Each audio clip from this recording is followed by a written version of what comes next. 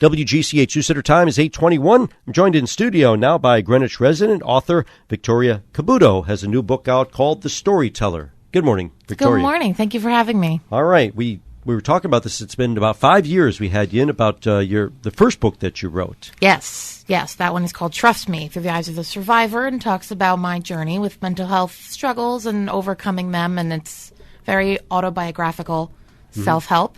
This one is based off my life as well, but it's in novel form, so it's a very different format. So I'm excited to hear people's feedback. It's a very different style of writing. Yeah, okay. So it's called The Storyteller. Yes. All right. So talk about the title of the book. How'd you come to that? So the book focuses on a character named Tori, who is based off of me, who has always wanted to be an author someday, but never understood how people would want to read about what she has to say. 'Cause she felt like such a nobody in the world, and she felt like she was her own antagonist and never saw it come to fruition. But she wrote a lot. Writing was her outlook and her way to cope with the world around her.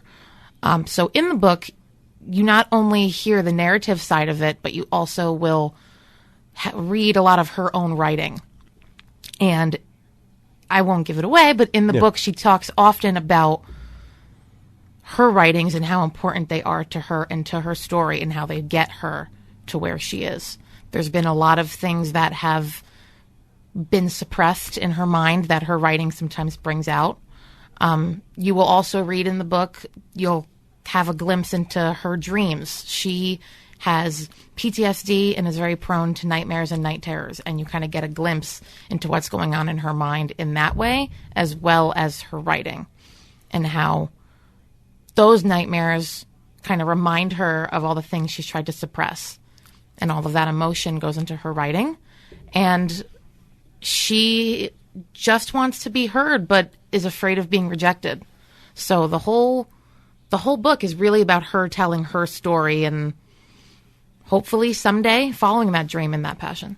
All right. So, like you said, it's autobiographical, but it's a novel, too. So you had to kind of add things to fluff it up, I think is what you said? Yeah. So it needed to have the whole plot. It had to have character development, and it had to talk more about other people on the outside as well. In the story, she goes into St. Vincent's mental institution and is confronted with all these different people with their own struggles. And so you learn a lot about each of those characters and how they impact her life in some way. She also does one-on-one therapy, so you learn about her therapist and the dynamic there. So it wasn't only about being autobiographical and talking about me as her, but I also had to talk about these other people too and how they've impacted her life. And for people that know me, they'll know which parts of the story is all me, and then they'll know which parts had to be added for novel purposes. But regardless, it brings out the reality of the story, if that makes sense, in a way that might not be told in an autobiographical sense, if that makes sense. Okay, yeah. So how long did it take you to write this? So I started writing this book about 4 years ago, and it was a journey. It did not come to me all at once. Different parts came at different times, and the book was definitely not written in order. And there were many times that it was put down, picked up again. So it's definitely been a work in progress. I was about 75 to 80% done with it all the way back in 2019. And then we had a traumatic loss in the family that kind of took me out of commission for a little bit. And personally, I was going through a lot of grief and, mental health struggles and everything. So I put it down for about a year. And to come back to it was scary and hard, but also amazing in a way. Mm-hmm.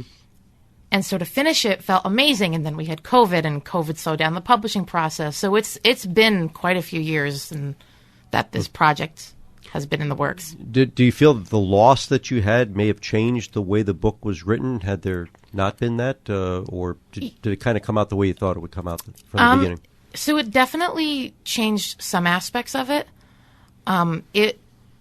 When I went back to writing it while I was going through all this grief, it almost, I had to basically reread the whole book and basically say, like, I feel like I'm a different person now after going through what I went through.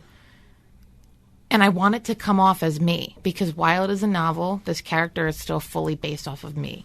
Mm-hmm. So definitely me feeling like I was in a different place during that 1 year gap definitely influenced the book. The book is actually dedicated to my aunt who we lost. So her loss, I mean, her presence when she was here also impacted it too. So she's definitely in there. Okay. All right, good. In spirit and on the pages Absolutely. as well. Okay. And do you have a new project or new book you're planning on writing? There's always a plan in my head. All right, yeah. There's always a plan going like on. Authors, you always have something in there, right? Something's always in the works. All right. So this book will be out actually in 2 weeks from today, February 3rd, right? Yes, available on Amazon, all major book retailers. All right, fantastic. And so you get a publishing company and everything for it. Yeah. And hopefully getting on more radio and media and just trying to get the word out of mental health and how important it is. All right, I'm gonna read it, and then we'll have you on in a few weeks, maybe a longer form interview. Can't wait to hear what you think. All right, the name of the book is The Storyteller. Victoria Caputo, Greenwich resident. Victoria, good to talk to you. Thank you so much for having me. All righty. WGCH NewsCenter time.